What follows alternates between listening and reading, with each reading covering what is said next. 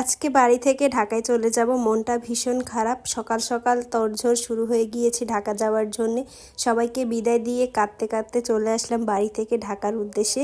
আসসালামু আলাইকুম, কেমন আছেন সবাই? আশা করছি সবাই ভালো আছেন। আমরাও আলহামদুলিল্লাহ অনেক ভালো আছি। আমার মন খারাপের দিনে সুন্দর একটা ভিডিওতে আপনাদের সবাইকে ওয়েলকাম করছি। সকাল 7:30টার সময় ঘুম থেকে উঠে পড়েছি, 8টার সময় গাড়ি। রাতে যে শাকগুলো কেটে চালের উপরে রেখে দিয়েছিলাম, সেই শাকগুলো এখনও কি সুন্দর তরতাজা আছে। তো প্রত্যেকটা শাককে ভাগ ভাগ করে পলিথিনের মধ্যে রেখে দিচ্ছে, দিয়ে বস্তার মধ্যে উঠাই দিবে। আমরা যখনই গ্রাম থেকে এরকম শাক নিয়ে আসি, গ্রাম থেকে সুন্দর করে কেটে বেছে পলিথিন করে তারপরে নিয়ে আসি। তো আমার ভাবি প্রত্যেকটা পলিথিন খুব সুন্দর করে বেঁধে বস্তার মধ্যে রেখে দিচ্ছিল, তাতে করে শাকগুলো অনেক সুন্দর থাকে, নষ্ট না হয়। এদিকে সকালবেলা আন্টি আমাদেরকে পরোটা বানিয়ে দিছিল। রাতের গরুর মাংস ছিল, সেই সাথে চা ছিল। তো পরোটা দিয়ে গরুর মাংস দিয়ে খেয়ে এসেছিলাম। প্রথমে আমাদের গাড়িটা আসতে লেট করেছিল, আমরা বলছিলাম নাস্তা করব না। আমাদের গাড়ি আসে পরে 10টায়, আসার কথা ছিল 8টার সময়। তো আমরা নাস্তা করে নিলাম বাসাতে। এখন সব ব্যাগপত্র প্যাকেট করা হচ্ছে। গাড়ি চলে এসেছে আমাদের মাদ্রাসার সামনে। এই তো গাড়ি চলে এসেছে, আমরা সবাই চলে যাব এখন ঢাকাতে। সবাইকে বিদায় টিদায় দিয়ে নিচ্ছিলাম। মন তো ভীষণ খারাপ, যেতে ইচ্ছা করে না। এইবারই প্রথম এত লং টাইম থাকা। বাড়িতে গেলে 4-5 দিনের বেশি থাকি না। এবার প্রায় 15 দিনের মতো ছিলাম, তাই মায়াটাও এবার বেশি কাজ করতেছিল। এইবার বাড়ি যাওয়ার পর অনেক আনন্দ মজা করেছিলাম। তুহিনের থেকেও বিদায় নিচ্ছিলাম, ওর থেকে বিদায় নিচ্ছিলাম, তবে অনেক বেশি খারাপ লাগা কাজ করতেছিল। এদিকে আন্টি হিয়মোরা কান্নাকাটি করতেছিল, ভাবি সহ। গাড়ির মধ্যে আমি ফাবিহা আমরা কান্নাকাটি করতেছিলাম। যাচ্ছি তো ঠিকই, কিন্তু বাড়ির মধ্যেই মনটা রেখে এসেছিলাম। আমার সবসময়ই গ্রাম ভালো লাগে এবং আমার বাবার বাড়ি আমার কাছে অনেক বেশি ভালো লাগে। প্রত্যেকটা মেয়ের কাছে তার বাবার বাড়ি অনেক বেশি ভালো লাগে। আমি এবং বাচ্চারা আমরা সকালবেলা বাড়ি থেকে নাস্তা করে এসেছি। মেজো আপু নাস্তা করে নাই, তো এই রেস্টুরেন্টের সামনে নামায়। এই রেস্টুরেন্টের কথা মনে আছে, যখন আমরা বাড়িতে যাই সেম এই রেস্টুরেন্টে খেয়ে গিয়েছিলাম, স্টার কাবাবে।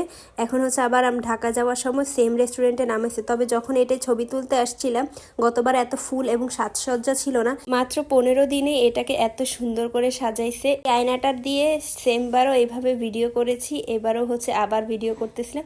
তবে ডেকোরেশনটা বেশ সুন্দর ছিল। ফামিদা আমাকে বলেছিল এখানে একটা ছবি তুলতে, আমি কেন জানি তুলি নাই।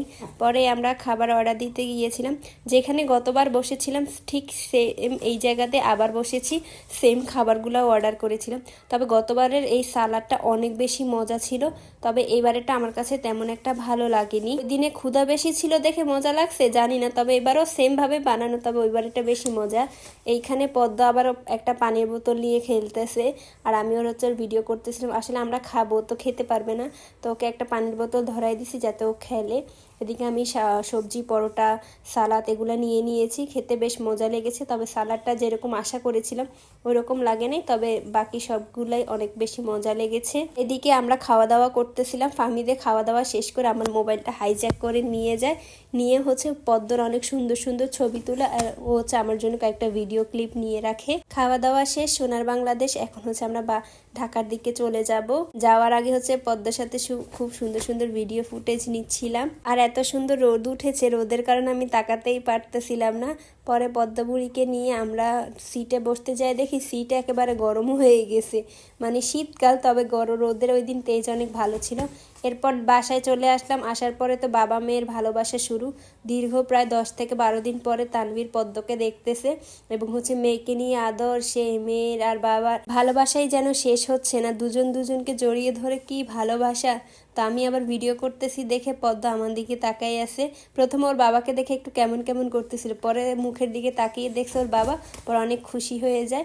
এরপর আমরা বিকালের দিকে আবার বড় আপুর বাসায় যাই। বাড়ি থেকে যে শাক টাক নিয়ে এসেছিলাম সেগুলো বড় আপুকে দিয়ে আসতে যাচ্ছিলাম, না হলে বাসায় থেকে এগুলো নষ্ট হয়ে যাবে। আর বেশ অনেকদিন পরেই জারামনির সাথে দেখা হবে। এরপর রাতের বেলা আমি বাড়ি থেকে যে শাক নিয়ে এসেছিলাম, সরিষার শাক, এই সরিষার শাকটা আমি মাছ দিয়ে এটাকে সুন্দর করে মেখে ভর্তার মতো বানাবো। আর যে লাল শাক নিয়ে এসেছি, লাল শাক দিয়ে চিংড়ি মাছ দিয়ে রান্না করব। তো আমি প্রত্যেকটা শাক সুন্দর করে ধুয়ে নিয়েছি, আর এগুলো তো বাড়ি থেকেই কাটা, তো সেই জন্য আর কাটা বাছার কোনো ঝামেলা ছিল না। আর এই যে এরপর আমি আমার পেঁয়াজ কাটারগুলোর মধ্যে পেঁয়াজ দিয়ে দিছিলাম। আসলে আমি পেঁয়াজ কাটারে বড় বড় করে আরও দেই। আমাদের যে হেল্পিং হ্যান্ড, ওনাকে বলছিলাম পেঁয়াজ কেটে দিই, তো উনি অনেক মোটা মোটা করে কেটে দেয়। তারপরে এই যে এগুলোকে চপ করে নিয়েছি, এত মিহি হয়, খুব সুন্দর, এটা একটা কাজের জিনিস। তো এদিকে আমার চিংড়ি মাছগুলাও কষানো হয়ে গেছে, খুব সুন্দর দেখতে হয়েছে কালারটা। তো এই চিংড়ি মাছগুলোর মধ্যে আমি দেশ থেকে আনা যে লাল শাকটা আছে সেটা দিয়ে দিয়ে রান্না করব। আর সেদিনের সবগুলো তরকারি অনেক বেশি মজা হয়েছে। আসলে তাজা জিনিসের স্বাদই হয় অন্যরকম। ঢাকা থেকে তো আমরা সেম জিনিসগুলা খাই, তবে কেন জানি তেমন একটা তৃপ্তি পাই না। বাড়ি থেকে আনা যে কোনো জিনিসই হচ্ছে মনে হয় যে অন্যরকম একটা তৃপ্তি করে খেতে পারি, ভালো লাগে অনেক বেশি। তো আজকের ভিডিওটা আমি এখানেই শেষ করছি। আশা করছি ভিডিওটা আপনাদের সবার কাছে ভালো লেগেছে। আমার ভিডিওটি ভালো লাগলে লাইক কমেন্ট শেয়ার করবেন এবং আমার চ্যানেলটা সাবস্ক্রাইব করবেন। সবাই ভালো থাকবেন, সুস্থ থাকবেন। আল্লাহ হাফেজ।